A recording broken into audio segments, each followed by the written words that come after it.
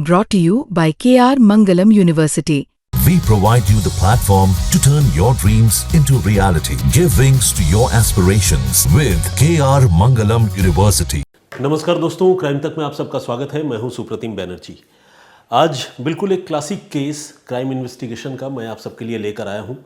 एक ऐसा मामला जो शुरू से पूरी तरह से ब्लाइंड था, लेकिन इस मामले को पुलिस ने कैसे सुलझाया, वो सुलझाने में कामयाब हुई भी या ये मामला अनसुलझा रह गया, ये कड़ी दर कड़ी इस पूरी पेशकश में मैं आप लोगों के सामने बताऊंगा। तो आइए शुरुआत करते हैं। ये मामला है ठीक एक साल पहले का, यानी साल 2024 का, और तारीख है 28 मई की। 28 मई 2024 को मुंबई के करीब नाला सोपारा के पास एक पहाड़ी इलाका है जिसका नाम है धानी बाग। ये धानी बाग के पहाड़ी जंगली इलाके में एक महिला की लाश मिलती है, जिस पर आसपास के ग्रामीणों की नज़र पड़ती है और लाश को देखकर ये लगता है कि इस महिला की हत्या हुई है, क्योंकि लाश के आसपास ही कुछ खून भी बिखरा पड़ा था और कुछ गले में कट मार्क थे, निशान थे जो विजिबल था, दिख रहा था। और साथ ही डेड बॉडी पे राइगर मोर्टिस भी था।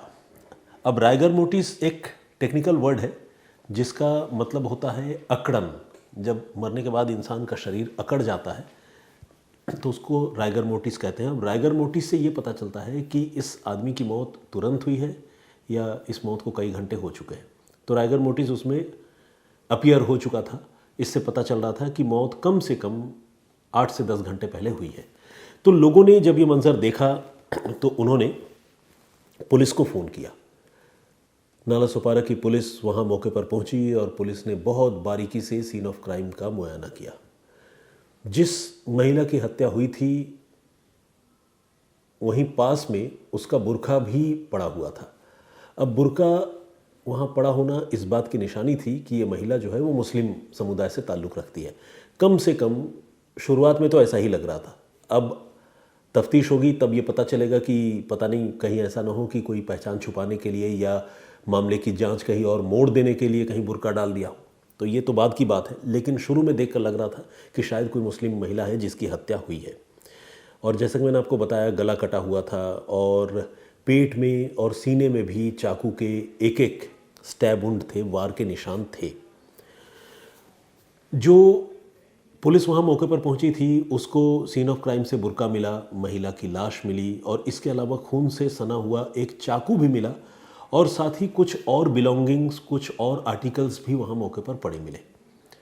और इन बिलोंगिंग्स और आर्टिकल्स में 3 यूज्ड कॉन्डोम्स वहाँ पर पड़े हुए मिले और साथ ही एक ऐसा स्प्रे मिला जो फिज़िकल रिलेशनशिप के टाइम स्पैन को लंबा कर देने में मददगार होता है। जैसे वाइग्रा जैसी गोलियां होती हैं, वैसे ही एक स्प्रे भी होता है जो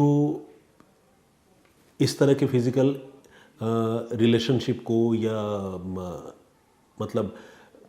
इस तरह के सिचुएशन को थोड़ा उसको लॉन्ग स्पैन के लिए कैरी करने में मदद करता है। तो इस तरह की चीज़ें वहाँ मौके पर मिली। इसे देखकर ये भी क्लियर था कि शायद इस महिला के साथ मृत्यु पूर्व, मरने से पहले किसी ने जिस्मानी ताल्लुकात बनाए, शायद उसके साथ किसी ने कोई रिलेशन भी बनाया हो। लेकिन कत्ल किसने किया, क्यों किया, महिला कौन है, कहाँ की रहने वाली है, ये सारी बातें जो है वो बिल्कुल पता नहीं थी, क्योंकि महिला का कोई आई कार्ड, कोई पर्स, कोई मोबाइल फ़ोन, ऐसी कोई चीज़ जिससे उसकी पहचान पता हो पाती, ऐसी कोई चीज़ वहाँ पड़ी हुई नहीं मिली। जो चीज़ें मिली उससे मरने वाली की पहचान नहीं हो पा रही थी।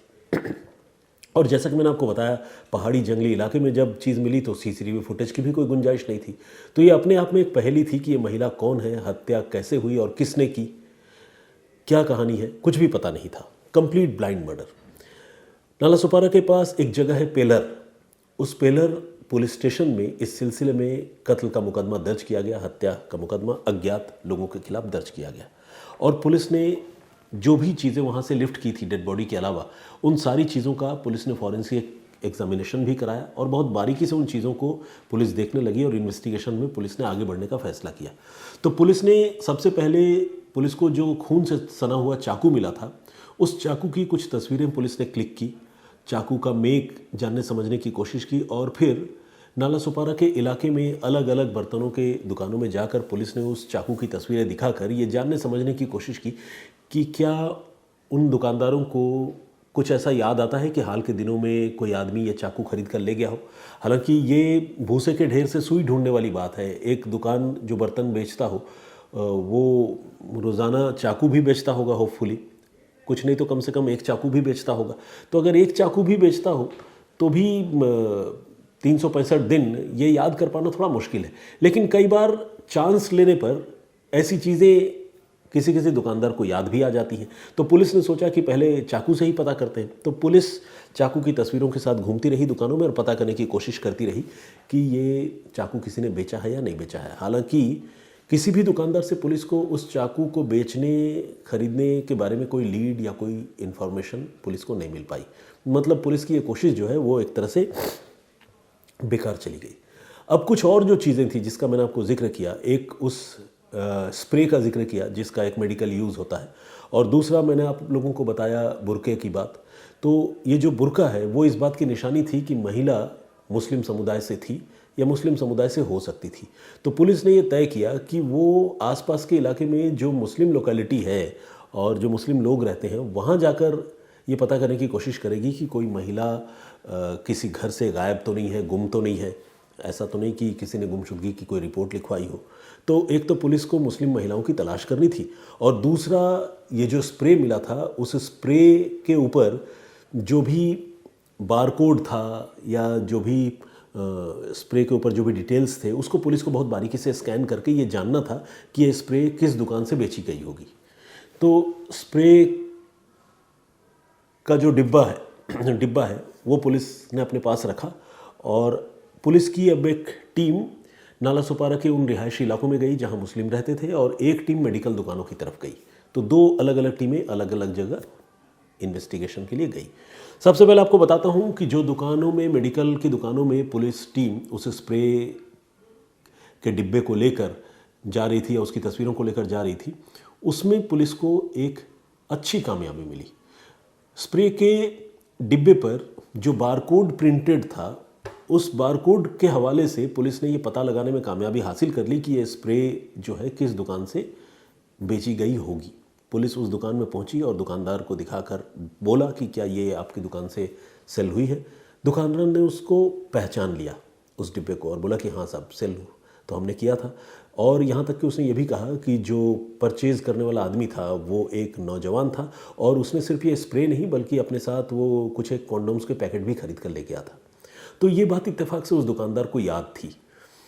अब पुलिस को लगा कि ये तो बहुत वाइटल क्लू है, अब इस मामले की तफ्तीश जो है इस हवाले से आगे बढ़ सकती है। पुलिस ने फ़ौरन उससे कहा कि हमें सीसीटीवी फुटेज दिखाइए जो भी आपका कस्टमर था जो ये चीज़ें खरीद कर ले गया था। तो पुलिस को दुकानदार ने सीसीटीवी फुटेज दिखाया, और उस सीसीटीवी फुटेज में एक नौजवान लड़का तकरीबन यही 20 से 24 साल की उम्र के बीच का, वो इन आर्टिकल्स को, इन सामान को खरीद कर ले जाता हुआ दिख रहा था, और कैमरे में उसकी तस्वीरें भी कैद हुई थी, साफ साफ कैद हुई थी, चेहरा दिख रहा था। पुलिस ने उस सीसीटीवी फुटेज को अपने कब्जे में लिया, और सीसीटीवी फुटेज में जो बंदा नज़र आ रहा था उसके स्क्रीनशॉट लिए, ग्रैब लिए, और उस ग्रैब के सहारे अब इस लड़के की पहचान पता करने की कोशिशें शुरू हुई।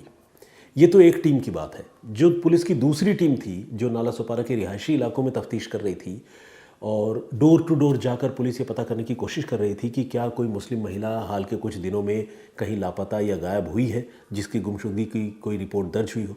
तो पुलिस अभी इस काम में लगी थी। तब तक पुलिस ने देखा कि एक मकान से दो बच्चों के रोने की आवाज़ आ रही है। पुलिस आउट ऑफ क्यूरियोसिटी, क्योंकि उनके मन में शक सवाल तो होते ही हैं और पुलिस का काम ही यही है, और जब इन्वेस्टिगेशन के लिए गए हैं तो हर चीज़ पे शक करेंगे। तो बच्चे दो रोते हुए पुलिस को सुनाई पड़े, और पुलिस जो है उन रोते हुए बच्चों के घर की तरफ गई और आस पड़ोस के लोगों से पूछा कि भाई ये बच्चे किसके हैं, ये क्यों रो रहे हैं, और इनके मम्मी पापा कहाँ हैं। तो पड़ोस के लोगों ने बताया कि अरे इसकी मम्मी तो 2-3 दिनों से कहीं लापता है, गायब हो गई है, मिल नहीं रही है, और जो इसके पापा हैं वो थाने में गए हैं गुमशुदगी की रिपोर्ट लिखवाने के लिए। अब पुलिस ने जैसे ही ये बात सुनी तो पुलिस का माथा ठनका। महिला का गायब होना और पति का गुमशुदगी के लिए थाने में रिपोर्ट लिखवाने जाना। कहीं ऐसा तो नहीं कि ये वही महिला है जिसकी हत्या हुई है। पुलिस जो है, पुलिस की जो टीम वहाँ पर थी, वो सारा काम छोड़कर, डोर टू डोर पता करना छोड़कर वो वापस थाने लौटी उस आदमी से मिलने और उस आदमी से तुरंत बात करने के इरादे से जो आदमी अपनी बीवी की गुमशुदगी की रिपोर्ट लिखवाने थाने पहुँचा था। वो आदमी इत्तेफाक से पुलिस को मिल भी गया। उस आदमी का नाम है ज़ियाउल शाह। अब ज़ियाउल शाह की जब पहचान हुई, थाने में वो मिला, तो पुलिस ने कहा कि देखिए, आपने गुमशुदगी की रिपोर्ट लिखवाने तो आप आए हैं, लेकिन हमारे पास एक तस्वीर है और वो एक डेड बॉडी की है, बुरी खबर है। आप उस तस्वीर को एक बार देखें और ये बताएं कि क्या ये कहीं ऐसा तो नहीं कि आपकी वाइफ की ही तस्वीर हो। अब वो आदमी घबरा गया, लेकिन चाहे जैसी भी घबराहट हो, सिचुएशन का सामना तो करना पड़ता है। पुलिस ने तस्वीर दिखाई, उस आदमी ने तस्वीर देखी, बुर्का और उस महिला के कपड़े, और वो डेड बॉडी काफ़ी विकृत हो चुकी थी, ख़राब हो चुकी थी। लेकिन उस डेड बॉडी को देखकर उसके पति ने, ज़ियाउल शाह ने, पहचान लिया कि ये उसी की पत्नी है और पत्नी का नाम जो है सायरा बानो है। तो वो फूट फूट कर रोने लगा। उसने कहा कि हाँ साहब, ये तो मेरी ही बीवी है, सायरा बानो इसका नाम है, और मैं पिछले 2-3 दिनों से इसे ढूंढ रहा हूँ। इधर उधर नाते रिश्तेदारों में पता किया, ये घर से कहीं गई थी, और कहाँ गई, कैसे गई, इस हाल में कैसे पहुँची, मुझे तो कुछ भी नहीं पता। घर में बच्चे भूखे हैं, रो रहे हैं। तो पुलिस को इसकी सारी बातें जो ये आदमी बता रहा था, उसके बॉडी लैंग्वेज से पुलिस को जेन्युइन लगी, और पुलिस को लगा कि शायद ये पति बहुत परेशान है और उसकी बीवी की वाकई किसी ने हत्या कर दी है। तो पुलिस ने अब उसको कहा कि ठीक है, अभी तो तुमने तस्वीर देखकर पहचाना, लेकिन हम आपको हॉस्पिटल भी बुलाएंगे, और हॉस्पिटल में आकर एक बार अपनी वाइफ की डेड बॉडी देखकर और कंफर्म कर लेना कि ये आपकी पत्नी सायरा बानो की ही लाश है या नहीं। और उसके बाद फिर हम उस डेड बॉडी को आपके हवाले भी करेंगे, ताकि आप अपना अंतिम संस्कार वगैरह कर पाएँ। तो इस आदमी को लेकर फिर पुलिस हॉस्पिटल गई। मॉर्चरी में डेड बॉडी उस महिला की रखी हुई थी। पति ने देखा, पति ने बिल्कुल दावे से कहा कि हाँ, मेरी ही पत्नी है। उसके बाद वेरिफिकेशन वगैरह करने के बाद डेड बॉडी सायरा बानो की उसके पति ज़ियाउल शाह को दे दी गई। इधर पुलिस की जो एक टीम मेडिकल शॉप्स में घूम घूम करके उस स्प्रे वाले डिब्बे के सहारे उस सीसीटीवी ग्रैब तक पहुंची थी, एक नौजवान की तस्वीर तक पहुंची थी। पुलिस की वो टीम जब थाने पहुंची और पुलिस की उस टीम को ये पता चला कि थाने में महिला की पहचान हो चुकी है और उसका पति यहाँ पर मौजूद है, तो पुलिस ने फिर उस फोटोग्राफ को लेकर, उस मेडिकल शॉप से कॉन्डोम्स वगैरह खरीदने वाले नौजवान की तस्वीर को लेकर पुलिस ने फिर इस आदमी को, ज़ियाउल शाह को, दिखाया और कहा कि आप एक बार प्लीज़ इस तस्वीर को देखकर ये पहचानने की कोशिश कीजिए कि क्या आप इस लड़के को पहचानते हैं। तकरीबन 24 साल की उम्र है। तो जैसे ही ज़ियाउल शाह ने वो तस्वीर देखी, वो फ़ौरन देखते ही पहचान गया।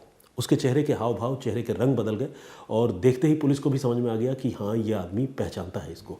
ज़ियाउल शाह ने कहा कि अरे, ये तो मेरा भतीजा है, नजबुद्दीन इसका नाम है, नजबुद्दीन मोहम्मद शमी नाम है उसका, और ये दिल्ली में रहता है, लेकिन ये तस्वीर आप लोगों को कैसे मिली? तो पुलिस ने कहा कि नहीं, दिल्ली में तो रहता है, लेकिन हाल के दिनों में ये मुंबई में था, क्या तुम्हें जानकारी है? तो उसने कहा कि नहीं, मुझे ऐसा तो नहीं पता, लेकिन ये दिल्ली में रहता है, मुझे ये पता, और ये मेरा ही भतीजा है। अब पुलिस को लगने लगा कि ये मामला जो है वो परिवार के अंदर ही जो है कुछ इस तरह के रिलेशनशिप का है, जो शायद बहुत लीगलाइज्ड या जस्टिफाइड रिलेशनशिप नहीं हो सकता, और उसी के फलस्वरूप, उसी के नतीजे के तौर पर ये कत्ल की घटना हुई है।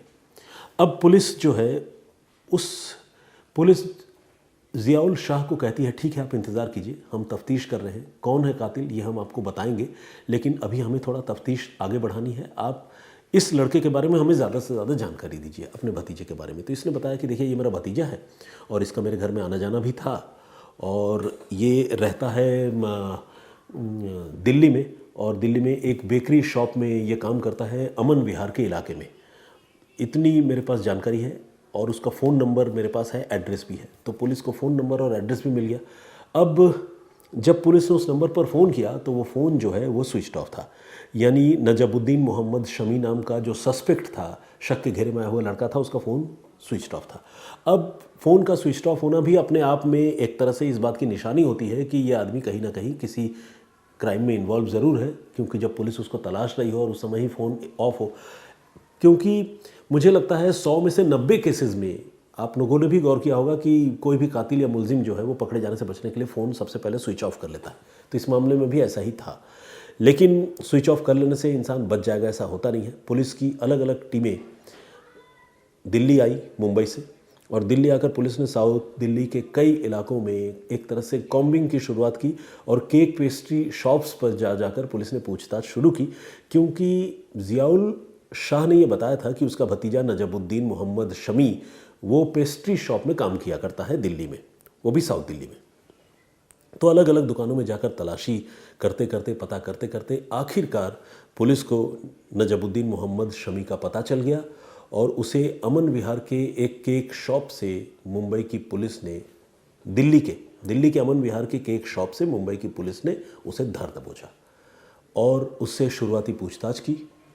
झूठ बोला पहले उसने, लेकिन फिर बाद में उसने पुलिस की सख्ती के आगे वो सच कबूलने के सिवाय कोई चारा नहीं था, क्योंकि पुलिस उसे सबूत दिखा रही थी, मुंबई में उसकी तस्वीरें, दुकान से सारे सामानों के खरीदने की लिस्ट। वो लड़का अब टूट गया और उसने कहा, हाँ साहब, मैंने ही अपनी चाची की हत्या की है। अब सवाल यह था क्यों की है, तो उसके पीछे एक और दुखद और कॉम्प्लिकेटेड कहानी है। वो कहानी ये है कि नजबुद्दीन मोहम्मद शमी की अपने ही चाची के साथ नाजायज़ ताल्लुकात थे, अवैध रिश्ते थे, और ये रिश्ता कई सालों से चला रहा था चोरी छुपे। लेकिन अब से कुछ समय पहले नजबुद्दीन की शादी हो गई, और जब शादी हो गई तो नजबुद्दीन ने अपनी चाची से दूरी बनाने की शुरुआत की। उसको लगा कि बहुत हुआ, अब चाची के साथ इस रिलेशनशिप को कंटिन्यू नहीं कर सकते, अपनी बीवी पर ध्यान देना है। तो उसने चाची से दूरी बनाने की शुरुआत कर दी। अब चाची जो है इस बात के लिए तैयार नहीं थी। चाची को लगता था कि मेरा जो भतीजा है जिसके साथ मेरे रिलेशन है वो अभी वैसा ही मुझसे मिले जैसे पहले मिला करता था। ये इसके लिए संभव नहीं था। इस बीच चाची के साथ ये जो अफेयर था उसकी जानकारी नजबुद्दीन की नई नवेली बीवी को भी हो गई थी। अब नई नवेली बीवी इस बात पर एतराज़ किया करती थी कि ये क्या मतलब हरकत लगा रखी है अपनी चाची के साथ। तो ये जो लड़का था नजबुद्दीन मोहम्मद शमी, ये दो महिलाओं के बीच में फंस गया था, अपनी बीवी और चाची के बीच में। अब इसको एक कॉल लेना था, एक फ़ैसला करना था इस रिलेशनशिप से बाहर आने का। लेकिन उसने जो कॉल लिया, जो फ़ैसला किया, वो बहुत गलत कॉल लिया, और उसने ये तय किया कि वो अपनी चाची की हत्या कर देगा, जो निहायत ही गलत फ़ैसला था। और इसी इरादे से वो, इंग्लिश में कहते हैं स्कोर सेटल करना, यानी हिसाब किताब बराबर करना।